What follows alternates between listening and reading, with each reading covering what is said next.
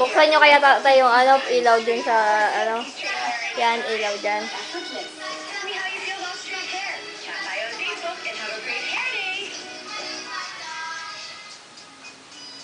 Ako, liwanag.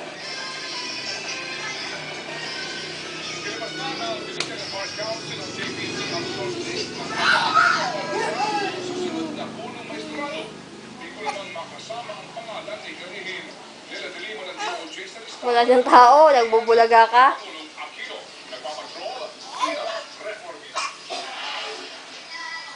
Lima sa mga nakaupong na estado ng Korte Suprema ang nakapasok sa botohan ng JBC na natuloy din kanina. Tanging si Associate Justice Presbitero Velasco Jr. ang hindi napasama.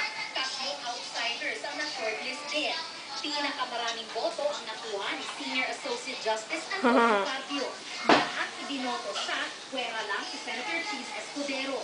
Tiga-anin na boto sina SC Associate Justices Roberto Abad, Arturo Brion, Mayor Lourdes Sereno, Solicitor General Franz Cardeleza at dating Executive Secretary at Congressman Ronaldo Zamora. Tig-5 boto